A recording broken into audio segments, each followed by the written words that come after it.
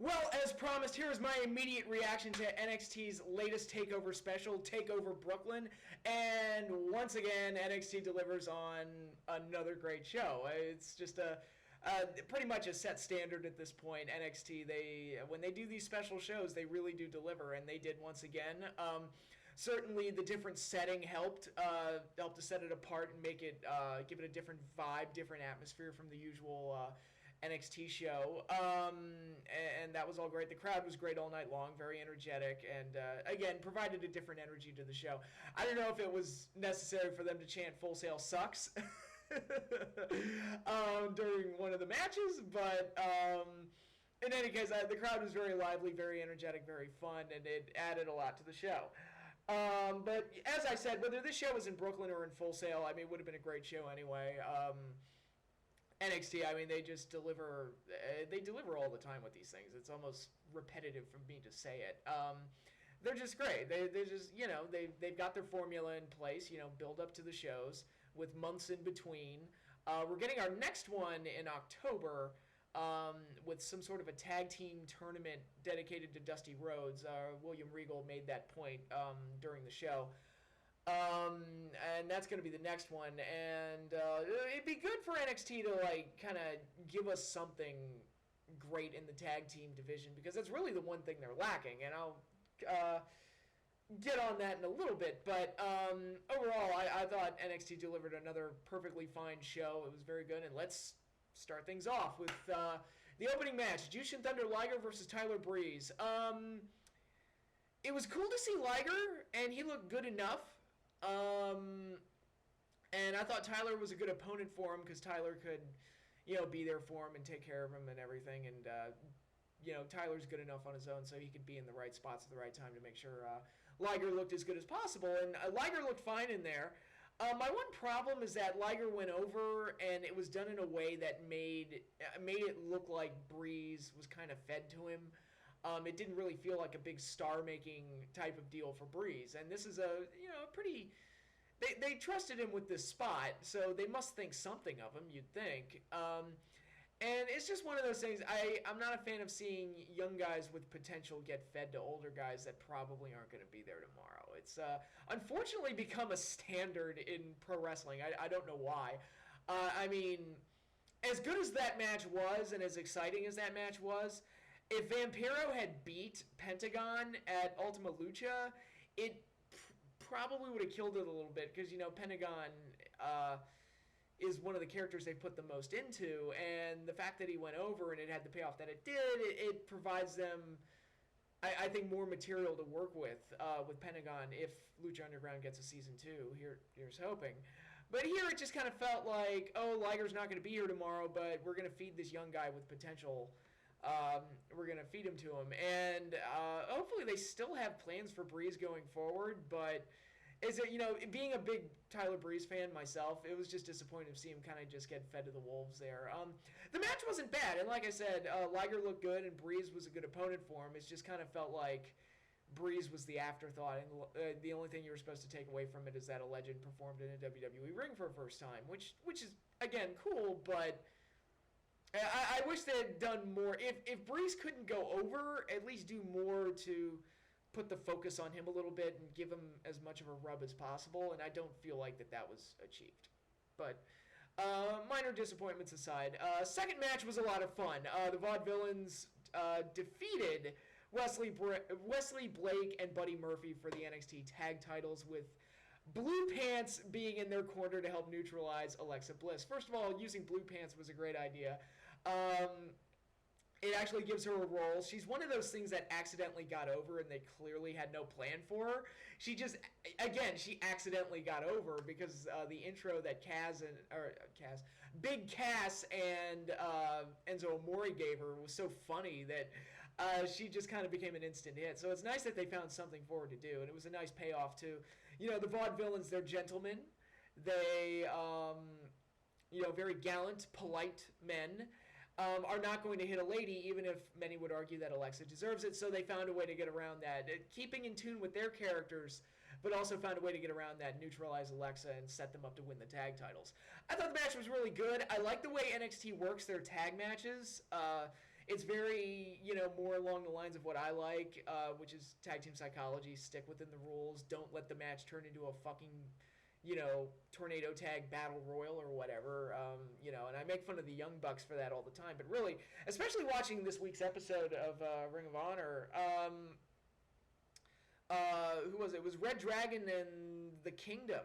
And they had a match that started off really well, but then again in the closing minutes it boiled down into that kind of like free-for-all, nobody's tagging in and out type of stuff, and it kind of negated all the good work they had done in the early portion of the match. And if Ring of Honor's tag matches had more psychology, they'd have the best tag division on the planet, because you look at who they have. They've got the Young Bucks, they've got Christopher Daniels and Kazarian, they've got Red Dragon, they've got the Young Bucks, they've got on loan from New Japan, they can use Roppongi Vice and probably the Bullet Club and other teams that go along with that.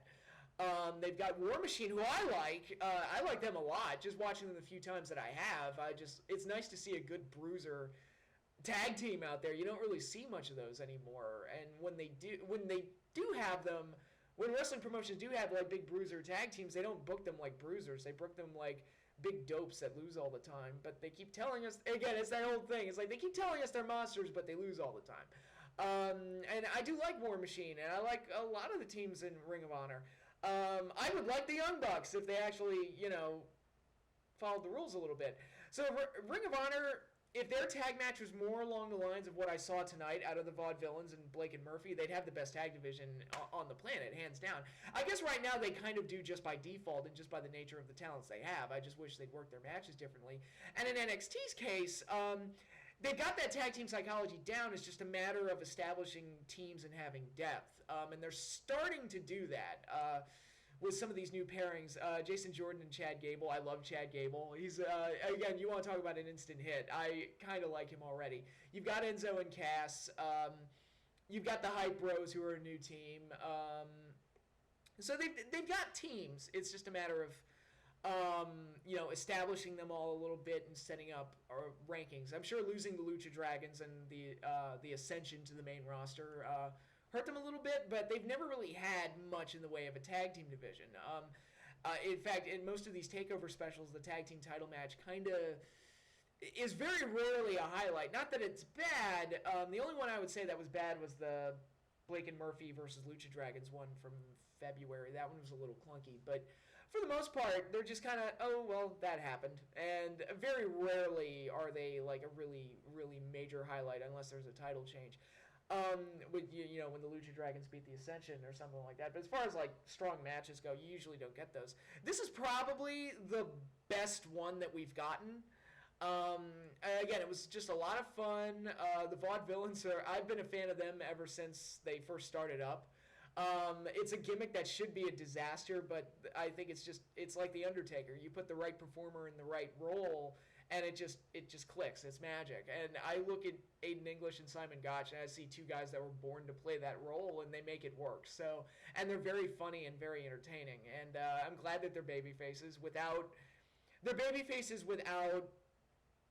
ruining the gimmick, that's always a problem when you take heels and turn them baby faces. I'm sorry to say it, but that was a problem with Edge. He was never as good as a babyface as he was as a heel, and I blame a lot of that on the writing. It's not necessarily Edge's fault, but it's one of those things. And I think the Vaudevillains are just very entertaining. I marked out like a bitch when they won, because I've been such a big fan of theirs for so long. So that was very satisfying, and I thought the match that accompanied the title change was very fun, very exciting, and overall just really, really good. I really enjoyed it. So yeah, probably the best tag team title match we've gotten out of a Takeover special thus far, and hopefully it's a sign of things to come. That now that they have, they're having an 8-man tag next. Well, the 8-man tag was actually taped earlier tonight, but they're airing an 8-man tag on NXT next week. So that's 4 teams right there. They've got Vaudevillains and Blake and Murphy. Maybe they can work in a couple more or something. I don't know. And get a tag division in place, because they put on strong main events. Their women's division is heavily praised and great. If they could just get a tag division going, I mean, NXT would have all their bases covered. So again, here's hoping, fingers crossed. So yeah, really enjoyed that. Really happy that the Vaudevillains won. And Blue Pants, canceling out Alexa Bliss and doing their little cat fight. That was a nice little added flavor to the whole thing as well. So yeah, just thoroughly enjoyable. Loved it. Then we got the debut of Apollo Crews, also known as Uhaa Nation, as he took on Perfect 10 Ty Dillinger. I think it was Dillinger, wasn't it? Is he the one with that gimmick? I'm assuming it's Ty. If I'm wrong, just say so. I'm pretty sure it was Ty Dillinger, if I've got that right. But very basic debut. The whole thing was designed to make Apollo Crews look good. He did. He showed off his power and his athleticism, and came off looking really well in the process. So mission accomplished. I thought he looked good. I'm glad that he finished him off with a standing moonsault, because that's one of those moves. Again, I talk about overusing moves and having them have no impact. It's one of those moves that looks really cool, but I've never seen anybody win with it. It's been a long time since I've seen somebody win with it. I look at somebody like Apollo Crews, who's kind of jacked, and I'm like, if he can do a standing moonsault and do a pin, I mean, that should be that could end a match. I would buy that as a match ender. And yeah, it did. So yeah, cool. Yay, love that stuff. So yeah, good debut, and hopefully it's a sign of more good things to come, and hopefully NXT has another star in their hands. We shall see, because it looks like, based on tonight, I don't know how much longer Kevin Owens is going to be with NXT.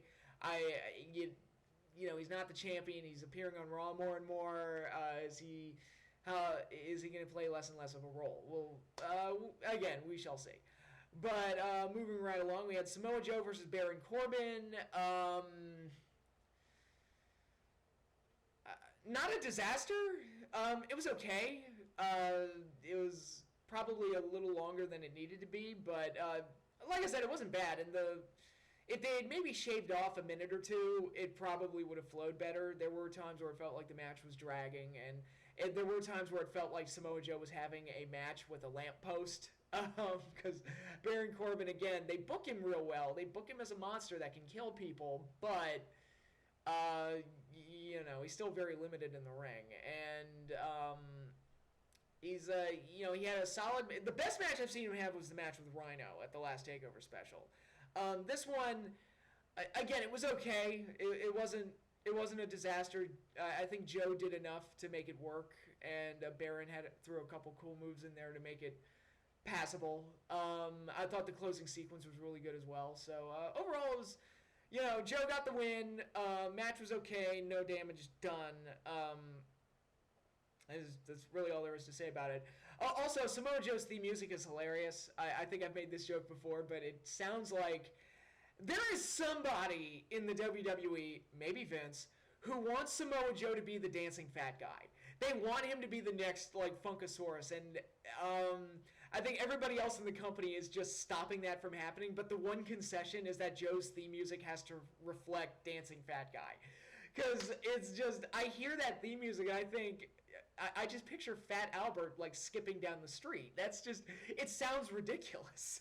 I mean, it's better than the first theme music they gave him, which was fucking abysmal. I don't know. It sounds hilarious. I hear Joe's theme music in NXT and it makes me laugh. And TNA, who has never been known for having great theme musics, their theme musics for Joe are vastly superior to this. I don't know. I don't know. It's weird. I don't know why they can't get a good theme music for Joe. My theory is that somebody in the WWE wants him to be a dancing fat guy, and that's the one way that they can kind of creep that in. It's like, all right, I lost the fight on getting Joe to be a dancing fat guy, but fuck it, I'm gonna make his theme music reflect that he's a dancing fat guy. But anyway, that happened. Next we got Stephanie McMahon, which I should mention, I didn't mention this at the start. Triple H came out and opened up the show at the beginning, and basically just put over how the fans have really helped the NXT brand grow into becoming its own thing. I think a lot of people agree that it's, for the people that watch both the main show and NXT, most people, if not all, will tell you that NXT is the better show. And again, a lot of that just goes with the way it's booked. I've said that before, the more old school style of booking, of not blowing their load every single week. It allows shows like this to, feel more special and breathe and be more memorable. That's really all there is to it. And it was Triple H's introduction at the start was good. Stephanie introducing the women's title match. It was okay, I guess. It kind of felt like an interruption. I was just kind of like, she was talking. I'm like, all right, can we get to the match? I really don't care what you have to say. Yeah. I know that sounds horrible, but it's like, come on, I want to see the match right now. I don't really need a break. That brings up the first half of the double main event, Sasha Banks versus Bayley for the women's title. And let me start off by saying that Bayley, and I've been singing her praises for a long time, the only real problem with her that I've ever noticed has been her mic skills, which have always left a little bit to be desired. But overall, Bayley to me is one of the very best baby faces in wrestling. And I've been saying that for a long time, like ever since I first saw her. She's just got this innate likability to her that, like a Ricky Steamboat or a Sting has, or Sami Zayn. She's basically the female equivalent of Sami Zayn. Where it's just, you look at her and the way she carries herself, and it's just impossible to not like her, at least in my opinion. I look at her as like, what just a pleasant person, and she's so adorable, and she's this lovable underdog. You just gotta love her. It's impossible not to root for her, at least in my eyes. I mean, I know the crowd was split. And not that they hated Bayley, they just picked Sasha. It was that dueling chant thing, but to me, it's impossible to dislike Bayley, and I'd root for her every time, as long as she stays like this. And it was good to see her get a big spotlight match like this, because again, she's the female Sami Zayn, where she always gets that big match but then falls short. And I think that gave her a nice storyline heading into this particular match. Again, it was very similar to Sami Zayn from last year. And the women's title matches at these Takeover specials have set a pretty high bar. Starting with Paige and Emma from our rival, sorry. And then the first one that I saw live, which was Charlotte and Natalya at the very first Takeover. Since then, the women's matches have set a pretty high bar. And have just seemingly gotten better and better. You look at Bayley and Charlotte at Fatal 4-Way. You look at Sasha and Charlotte at Our Evolution, and then the 4-Way in February, and then you got Sasha and Becky Lynch at the last one, Unstoppable. And, the bar got set so high, you keep wondering, when are they going to fall down and fall flat on their face? Well, it didn't happen here. I will go this far. I think Bayley and Sasha not only lived up to the standard set for these women's title matches, that might have been the best one. That was an absolutely outstanding match. And what made it work, I talked about how Bayley is such a great babyface, and she can get sympathy, she can sell, which is very key for a babyface. She's actually a very good seller. And Sasha is so good at being nasty that I think the chemistry just basically writes the story itself. It's just, you throw those two characters together and it's just instant magic, and it just worked beautifully. First of all, Sasha's entrance was fantastic. I love that. That was great. Having the big bad security guards walk her down like a boss. And it was just great. She was so nasty in this match. And the whole bit where she, tried to re-injure Bayley's hand. And again, it's Bayley selling, Sasha being a bitch, and it just made magic. And it felt brutal, the way the beating that Bayley was taking and the injury, to her previously broken hand. It felt just nasty, and it sent shivers up my spine, because I felt that pain, and it was so believable, and it was so good, and just so well executed all around. And then Bayley kept fighting back, and the drama built up, and it got to a point where I was saying to myself, I was like, if Bayley doesn't win this match, I might cry, because it's just, it's still real to me, damn it. But the story is so good, and I just felt these characters that you put together just felt so believable that I really believed that Bayley was this underdog trying to overcome the seemingly unbeatable champion to achieve her dream and win the title. And it was such again, it was just one of those things where everything just clicked, and it worked out very, very well. And there were points in this match where I thought Bayley was going to lose.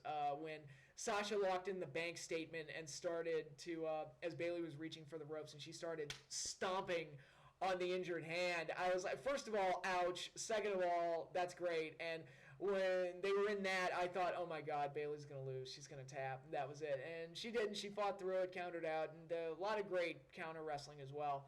Then they did the bit where they were on the top turnbuckle and Bayley went for a top rope Hurricane Rana, and Sasha held on to the ropes and she flipped her back, which looked like Bayley had a really nasty fall on that. That was short ride, bad landing on that one.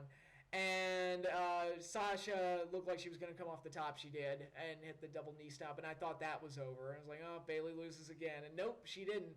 And then that set up the finish with the reverse fucking Frankensteiner off the top rope and then finished her off with the belly to Bayley.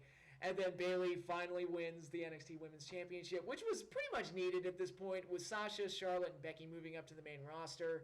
To me, it's like, all right, Bayley's the best girl you've got left, so she should be the champion. And it's a nice farewell to those three girls because Bayley had really good matches with all three of them on their way out, and they put over the new champion, and Bayley's now on top. And, of course, all four of them came down to the ring and celebrated, which, I'm sure people will compare that to the infamous curtain call in MSG. Part of me is kind of like, it was emotional, it was great and everything. It kind of throws a monkey wrench into the storyline on Raw a little bit, where Sasha and Charlotte and Becky are on opposing teams and are all supposed to hate each other, but, shrug my shoulders. It was what it was. And it was so emotional. It was so great to see. It was just so satisfying to see Bayley win. And that was just the cherry on top of what was already a very good Ice Cream Sunday. I thought this match was outstanding. It was great. It was wonderful. Match of the night. I know a lot of people will probably really like the main event. I don't, and I'm going to talk about the main event in a little bit, but I don't think that match had the emotion that this match had, and it wasn't as satisfying as this match was. And this match had a lot more X factors and nuances to it that the ladder match didn't have. Not that I'm putting down the ladder match. I'm just saying, as far as my personal preferences, I thought this is one of those matches like, okay, if people are wondering what I'm looking for in pro wrestling, it's stuff like this. It's stuff like strong characters, great payoffs, great build-ups, to execute those great payoffs, emotion, believability, action, excitement, all that good stuff. And I thought this match had it all. It was great. It was wonderful. And I would even go as far to say it might even be the best women's match that NXT has ever had, which is that says a lot when you look at some of the other matches they've had, of like Becky and Sasha, Sasha and Charlotte, Natalya and Charlotte, all that great stuff. So, my hat's off to both girls. They put on a stellar match that could have easily closed this show and would have been great. But it wasn't the closer. We actually had the main event ladder match. Kevin Owens versus NXT champion Finn Balor for the championship. What was funny to me was the way this match was going at first. It looked like more of an old school ladder match where they were gonna, kind of like what Seth and Dean tried to do at Money in the Bank, and succeeded. I thought that match was very good. But like more along the lines of that Shawn Michaels Razor Ramon style, where they'll work a wrestling match before even going for the ladder, and build the drama around getting the ladder first, rather than just killing each other in a complete fucking car wreck. That didn't last long. It's like they started off doing that, and then the match like exploded into a fucking car wreck where they were just fucking killing each other and power bombing each other off of every goddamn thing possible imaginable. They threw each other all around the announce table. They did all types of crazy shit. And it was crazy, fucking crazy. It's one of those car wreck matches that's really fun to watch. I don't know if it had much substance to it beyond them just trying to fucking kill each other, but for what it was, a lot of the spots they did I had never seen before, so at least it felt fresh. And it was exciting. It was fun to watch. This is a psychology note. They did such a good job of making the powerbomb on the ring apron seem like a death nail to anybody that gets hit with it. I mean, that's the move that put Sami Zayn out twice. It's the move that at least put John Cena on the shelf for at least a week. I think he missed one Raw after getting hit with it. So, to me, when Owens hit it on Balor, that should have been the end of the match, because I've been conditioned to think that move should kill a guy, and Balor kind of like, it didn't really have any impact on the match. It really didn't. It wasn't even, I don't know. It just, you could have taken that out of the match and everything would have played out almost exactly the same. So it kind of felt pointless to use it. I don't know. I wasn't a fan of that from a psychology standpoint. But a lot of the other stuff they did, like Owen's fall off the ladder onto the little prepped up ladder that he had, that looked nasty as fuck. The pop up power bomb off the ladder looked nasty as fuck. There was a lot of nasty as fuck in this. The coup de grace off the top of the ladder, I thought was going to cost Balor the match, actually, because when he looked like he was going to go for the title belt, I should say, because as I've said, the title and the belt are not the same thing. But in any case, it looked like he was going to grab for it, then he looked down and then decided to go for the double foot stomp off the top of the ladder. I thought he was going to miss, and that was going to cost him the title. He hit it and then won the match, so I was wrong. No hubris there, but yeah, I thought the main event was very exciting. It was one of those classic car wreck, spot festy type of matches where both guys just went out there and fucking myrtleized each other. I don't think it was as good as the women. I think the women's match had a lot more substance to it and told a better story, but I thought the main event here was just, if you want wild, blood and guts, crazy, fucking insane, let's kill each other spot fests, then I thought this was very good. It was very good for that. It was very exciting and very fun. So another strong main event for another strong Takeover special. It should be noted that I think the women's match ran a little long, and I was looking at the clock, and I was like, it's like 10:50, and they're just now doing the entrances for the main event. I'm like, how long is this ladder match going to go? Because I thought the special was going to end at 11, but they let them go long. I mean, they ended up going like half an hour, so it turned out very, very well. So that's one of the benefits of being on the network, is that there's really not too strictly, there's no reason to really strictly adhere to time constraints, but yeah, I thought overall Takeover was very good. Just another top to bottom, very solidly put together show. A couple minor disappointments on the undercard maybe. But, the Vaudevillains won the titles, which was great. Bayley and Sasha had a killer match where Bayley won the title, and the main event was a fucking car wreck. So the two main events were more than enough to make this show deliver. And, yeah, I mean, I can't... immediately people are going to compare it to SummerSlam and, hold this show up against what SummerSlam's going to do tomorrow night. I don't want to say SummerSlam's going to be a bad show. You never know. But I can't picture them doing anything that would be on par with what Bayley and Sasha did. It's specifically that. Like, I can't picture anything at SummerSlam being on the level emotionally and just what that match was able to achieve. I can't picture them doing anything that's on par with that, but who knows? I could be wrong. But yeah, those are my thoughts on NXT TakeOver. As for my thoughts on SummerSlam, I will try to have that out in a video either Tuesday or Wednesday, so be on the lookout for that. So that is all I have for now. Hope you all enjoyed TakeOver as much as I did. It was once again another killer show from NXT. They're just killing it. They know what to do. They know exactly what they're doing with these things. But that is all I have for now. So until then, I will see you all later.